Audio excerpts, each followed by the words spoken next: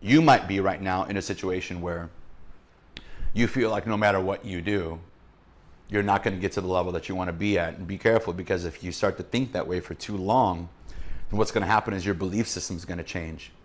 If the money that you're worth or the money that you're capable of, if you don't meet that expectation before too long, then there's going to be a shift in your mindset. What I mean is, if you go too long without accomplishing what your true potential is, you'll actually start to believe that your potential is not that high. And you'll get stuck in that matrix of making that average paycheck for an extended period of time. If it goes on for too long, then really what you'll start doing is you'll actually start just performing at the level of whatever bills you need to survive. So if your expenses every month are $2,500 a month or $5,000 a month, whatever they are for you, you might not know it, but subconsciously you'll start to perform at a level that just barely pays your bills. And that's why you're always racing to the bank to cash your check, because your bank account's almost at zero. Wait a minute. Wait a minute. Wait, first of all, you're not going to speed past that like you didn't just say what you just said.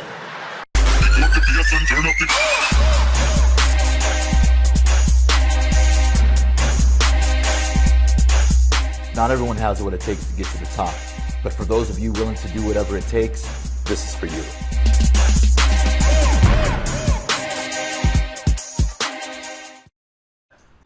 What I put up in the caption was I wanted to talk to you guys about something I call the top producer lie. Now, I didn't know this is a lie throughout my career, and you wouldn't have either until we have this little discussion today. But first I want to let you guys know that you don't have to have the title of a sales professional or a sales agent in order to benefit from these discussions, okay? If you're in business and you work with customers, you need to be able to persuade, you need to be able to get your point across, you need to be able to build value, you want to create a sense of urgency, you want better structure, better performance in your organization or in your office. You're going to find dozens and dozens of takeaways from these segments called Top Producers Only. Now, as I get into this topic of the top producer lie, I want to tell you guys a little story first to kind of maybe help you relate to where I'm coming from here.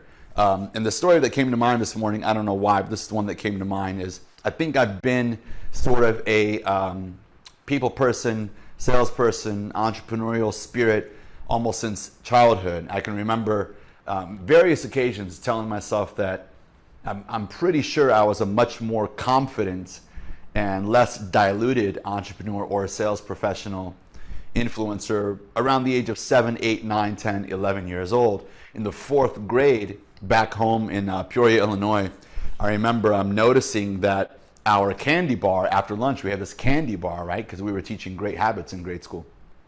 This is the 4th grade, by the way. This is in Northmore Grade School, I think, Northmore Junior High in Peoria, Illinois. And I won't tell you the year. I'll let you guys figure that out. But I remember the candy bar after school being packed back then. I mean, Starbursts were crazy popular, Snickers bars, Now and Laters, Laffy Taffy, Blow Pops were the most annoying to take back to class with you. Those are the ones you're definitely going to get in trouble for. Anyway, I noticed there was always a line. And I also noticed when people would buy candy, like if you bought a whole package of Starburst, as soon as you open it, all the kids that didn't have enough money to pay 75 cents or $1 for the whole pack would start saying, hey, can I have one? Can I have one? Can I have one? And before you know it, you only had 2 pieces, but you paid for the whole pack. Maybe some of you can relate, and so forth. So I saw that and I thought to myself, why don't I go to the drugstore down the street from our house and buy a bunch of this candy in bulk, which was probably like a $5 investment, because you can buy bags of it, right? And I'm like, I'll take it back to school. And since kids don't really have a whole $1 or $2 to buy the whole package, what I'll do is I'll open the packages and I'll sell each piece for like 25 cents. Because if you had a quarter in your pocket, you'd buy the piece, but you can't buy a whole pack with a quarter.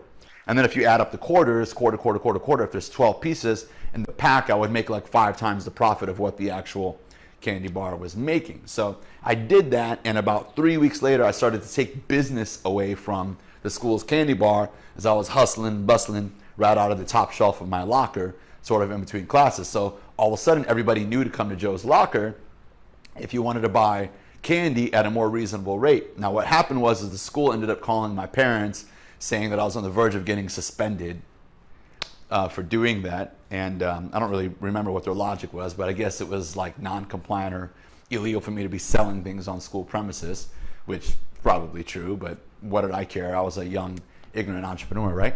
And I remember my father coming in and talking to the teacher and the principal who were in this room, and I'm kind of like confused, didn't really know like what to think of it. I'm like, am I going to get in trouble? Am I going to get suspended for like the first time in my life? Like, what's going to happen? Is my dad going to be mad at me?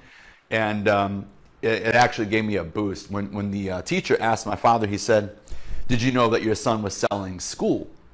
He was selling candy at school to kids. And that's been creating kind of a ruckus in the hallways, and it's been taking business away from our school cafeteria. And my father's response was, yes, I'm the one who's taking him to the store to buy the candy. He's been making like $10 to $15 a day. And it seemed like my dad was so excited to say that. He was like, dude, my son is like making 10 to 15 bucks a day, which back then was enough for him to not even, have to pay me allowance, even though he, always found a way to do that. So it reminded me, look, a lot of us have been in that sales spirit for a long, long, long time. It's just kind of how we are. And I know that as you grow up and go through school and you become conditioned by society and by grade school, high school, sometimes even our parents or our siblings, all of our loved ones, they may want to do the right thing for us, but sometimes they're actually keeping us from being the person we could be or what we're really capable of. And as time went on through history, I would, of course, get myself into different industries and end up as salespeople. Some of you know my story. Ups and downs along the way, of course, which is natural for anybody that has sort of an aggressive-minded career.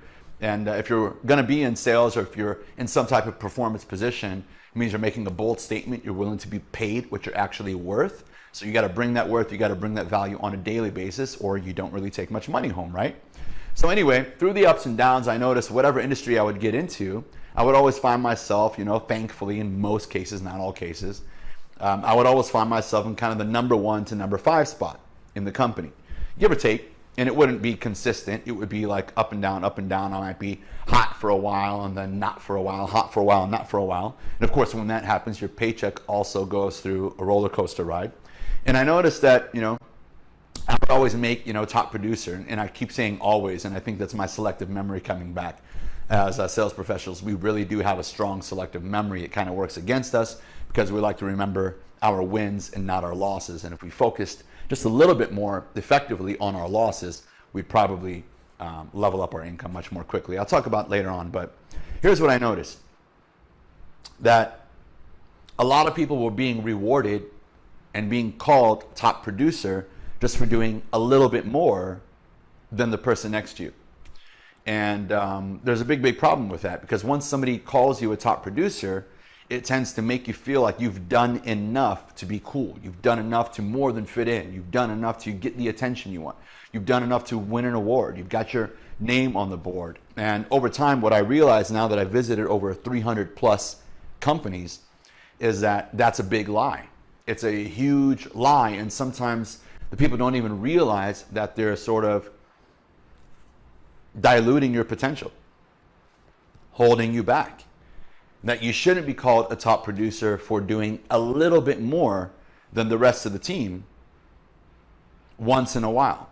Even if you're consistently a top producer, by calling somebody a top producer because they're doing a little bit more than the average person just doesn't seem like profound. It just doesn't seem like some level of excellence. It doesn't seem, at this point, after I visited all these companies, something to be super, super proud of. And I'll give you an example. I mean, I'll show you as simply as I can. In any business, whatever industry you're in, let's say in your industry, the average number of sales per day is, let's say, 2 sales, right? It's 2 sales per day. And then you come in and once in a while, you average 3 sales per day. Not every day. Some days you're also doing 1. Some days you're also doing 2 or 0. But if you add that up over the course of the month, it looks like you've done a significantly better job than the rest of the crew, and you probably have. So at the end of the month, if this guy has ended up with, let's say, 18 sales and you've ended up with, let's say, 24, that makes you look like a top producer, a TP, a top producer. And I talked about this just a little bit in my video series, my free 3-part training called The Hidden Truth that I put out a couple weeks ago. But this is a major plague on our sales culture, and it doesn't just affect the person that you're calling the top producer. This type of lie, this sort of a white lie, this unintentional lie, is going to keep the culture, the performance of not only the top producer, but everyone else in your company or on your sales team at an average or below average tier. So I often get the question of, Joe, how do you double and triple conversion ratios? How do you double and triple sales? And I know there's, a whole other slew of trainings and people out there that I have a lot of respect for that talk about 10x and 20x and, do all these things. But that, you can do those things when you're also making more calls, when you're getting access to more leads, when you're networking more, when you're doing more work. Now, I'm not talking about doing more work necessarily. What I'm talking about is conversion ratio. I sort of have this philosophy of work less, make more. And that doesn't mean, work 3 hours a day or 4 hours a day. That's not what I'm getting to. You still have to put in the work. I mean, my typical day is, on the road is somewhere between 6 to 8 hours. I'm in the gym for 45 minutes to an hour, and then I'm back home usually having some type of a dinner, that I've already prepared and planned ahead of time usually, waiting for me, and then I'm back at my desk working for another 2 or 3 hours or so, or whatever, however long I can keep my eyes open and keep my focus going. It's not always perfect, okay? I'm not that dude who's gonna sit here and tell you that I'm amazing, I'm a beast, I can work 16 hours a day, every day, no problem. That's not the case. When I can, I go hard. And when I know my body and my mind needs rest, I'm forgiving of myself, I trust myself to get some rest and wake up and go again. But let's take a look at this model. So let's say a couple things are happening here. Number one, you are limiting the potential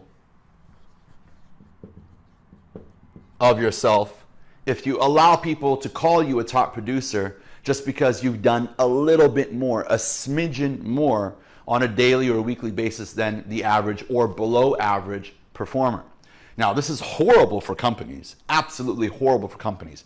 How do I double and triple their incomes? By first getting them to realize that we're rewarding people for average or slightly above average performance, okay? That is not what champions do. That is not what professional athletes do. That is not what top 1% business owners or CEOs do. That's definitely not what the top 1% of the 1% does in the sales professional world, okay? We don't associate ourselves. For example, I may have a team of people out there who I love and care for and hang out with and joke with and do lunch breaks with, and we hang out sometimes. Then I might care for my peers and I might be a part of their team. But performance-wise, sometimes I have to disassociate myself from what the company or my peers think is reasonable or good production, because that's going to contaminate my potential. Do you understand what I'm saying? So every time I got a trophy for being a top producer, they were mind fucking me.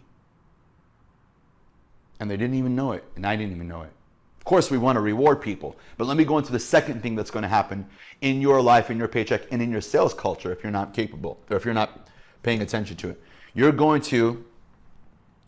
basically going to break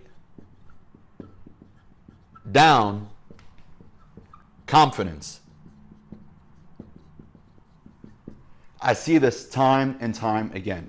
You're going to break down the confidence of 80% of your sales team or more if you continuously reward the person or the people who are always in the top positions for above average or above mediocre production. So now as a sales performer who has huge potential, I might exist in a sales environment where people are getting rewarded for doing a level of production that doesn't even necessarily meet the income expectations that I even had when I got hired for the job. For example, if you're in a job and your goal was to make $5,000 a month or $20,000 a month, whatever's appropriate with your level of experience and in your field, and it's been 3 months and you're not making that, and in fact the top producer hardly ever makes that.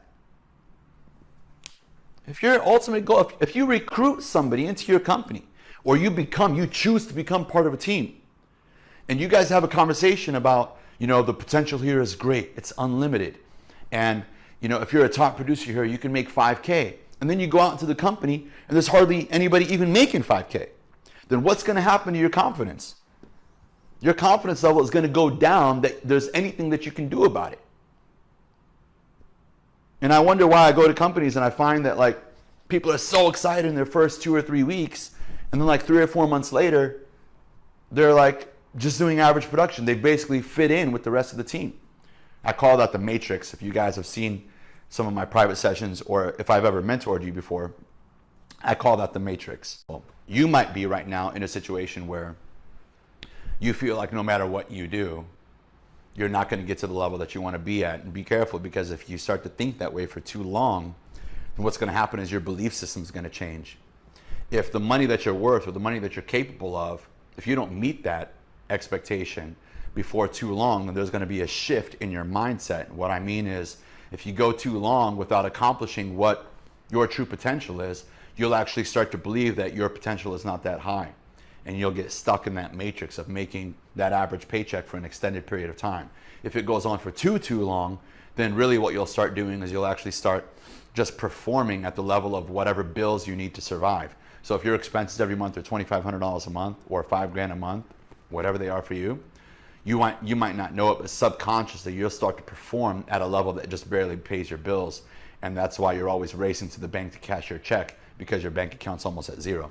Now, it's pretty common, so don't feel like, it's some degrading thing, or it's some, way to bash you or make you feel like you're not good enough. You are good enough. You are going to do amazing things, especially if you're partnering with me on some of the topics I'm going to be going over. But I want you to realize that if you're stuck in that box that I'm talking about, I really want you to take into consideration some of the things that I'm going to go over the next several months. Now, we're going to do this every Friday, but I wanted to make sure, our first few episodes help to really wake you up and get you to understand why it is that I can claim so strongly that I can help double and triple, and in many cases, even more than that, a lot of people's income. It's not some magic formula. Now, you might be asking yourself, Joe, it's not enough. You might be saying, Joe, look, it's not enough to just, know that I have greater potential, and that a lot of times when people are being called top producers, they're not really a top producer in the definition of top producer. By the way, while I'm on that topic, you'll hear me say this time and time again.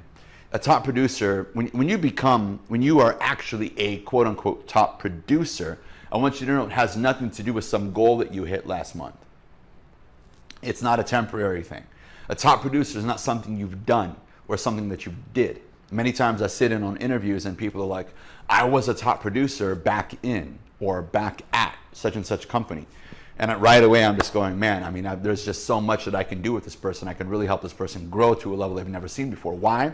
Because a top producer, when you say I'm a top producer, it's not something that you've done during some perfect storm where the marketing was perfect, the economy was perfect, the industry was perfect. And during that window, you excelled. That's another top producer mindfuck, because that doesn't necessarily mean that you are a top producer. A top producer by nature is someone that you are.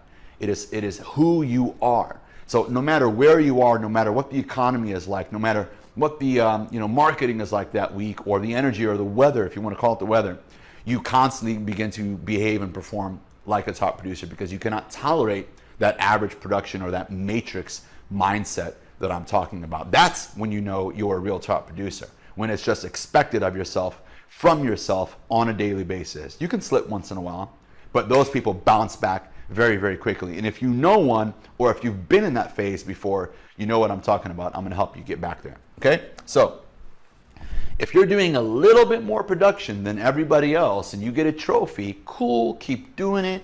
If you get your name put on the board, cool, keep doing it. If you are the sales professional, I want you to know, do not allow your mind to think that you have arrived. Okay?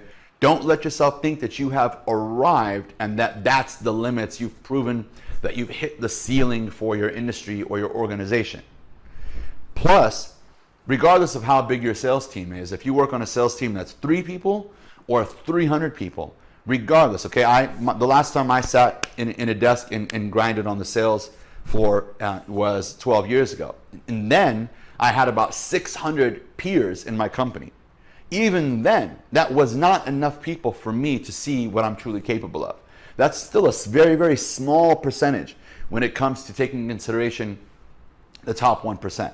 There may have been hardly anybody in that 600 people that I would consider right now, with my understanding, with the knowledge I've accumulated over the past 10 years, that even fit the criteria of what I would consider to be the top 1% of sales or performance-based careers. Okay, so that's just a small sample. Now, if I found a group, if I went out there and found a group of the top 1% in every industry, and I put those people, listen to what I'm saying, the top 1% performers in every industry, and then you hit number 1 or number 2, and you did very well consistently in that group, then I would be more willing to call you a top producer by nature, by identity. But calling you a top producer among a team of 12 or 15 people or 20, whatever it is, please do not allow that to get into your head. Say thank you, right? Encourage the others. Take it as a boost to your confidence, and then level up. You still probably have another 2x or 3x to go easily on your production. That's why a lot of my testimonials say it's amazing that Joe was even able to take our top producers and still improve their income by 2x, 3x, 4x, 5x, etc.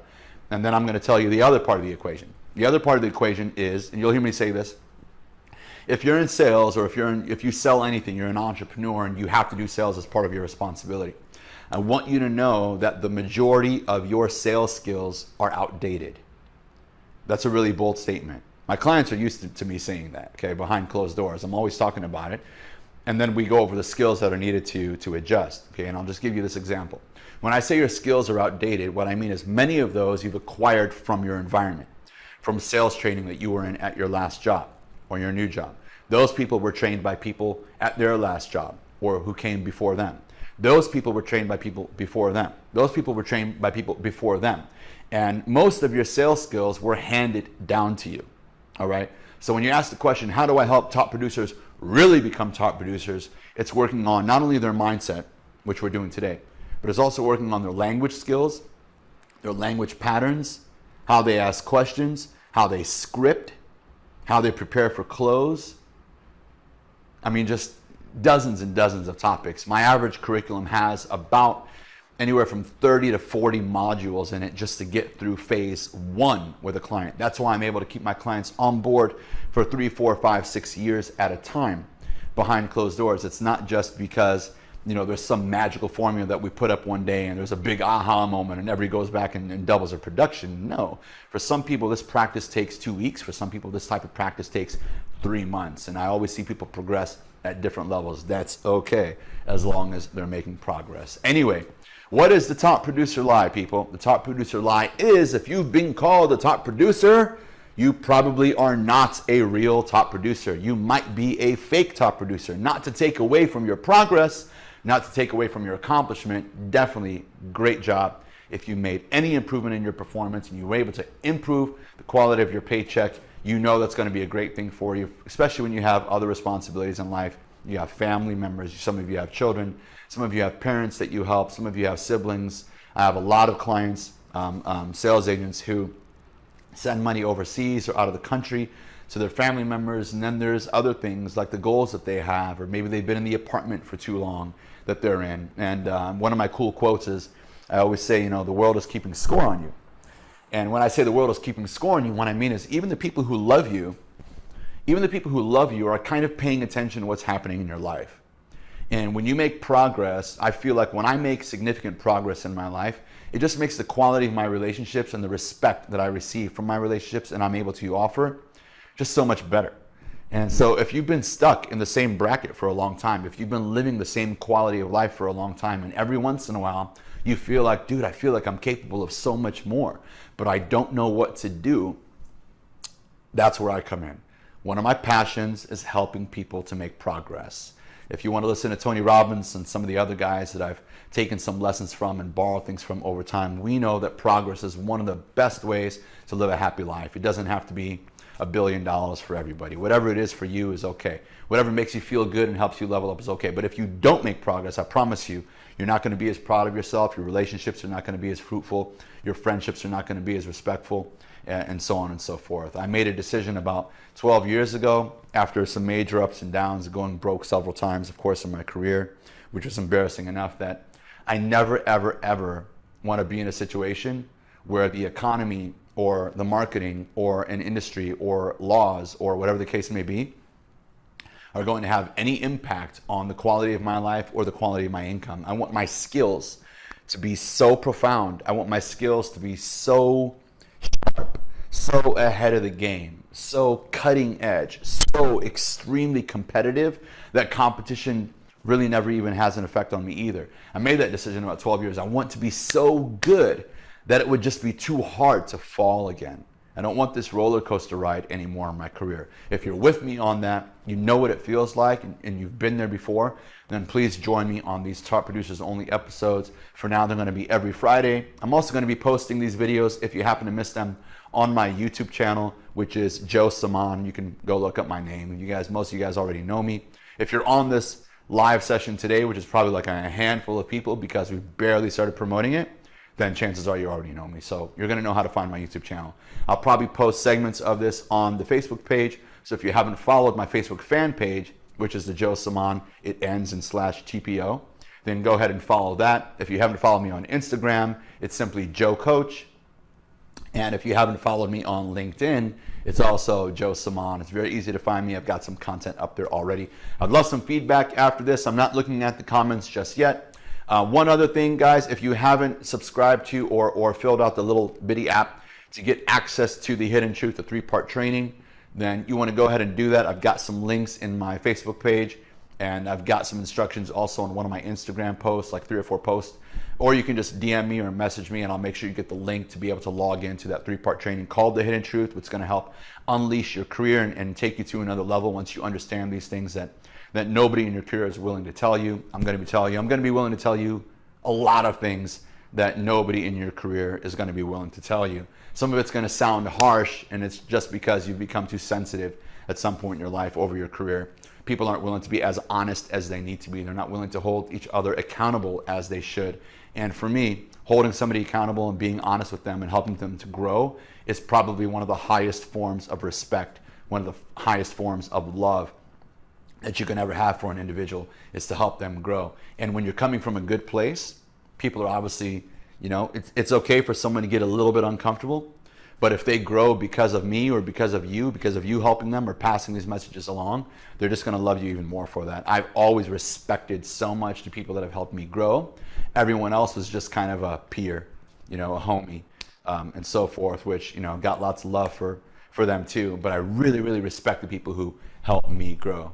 So do your best to tune in every Friday. I think I might keep it at 11 or 11:30, right? This is the first episode, so it's kind of casual right now. I'm going to have many other topics. And the reason I wanted you to go and log into the Hidden Truth is because there's a link when it's done that helps you to become a VIP member of Top Producers Only, which means you'll get access to a call-in phone number. You can call in live during certain segments and ask your personal questions to help you about whatever the given topic is. And if you're a VIP member, you'll know about it 72 hours before the actual episode. So you have time to think about what you want to ask for yourself or for your organization.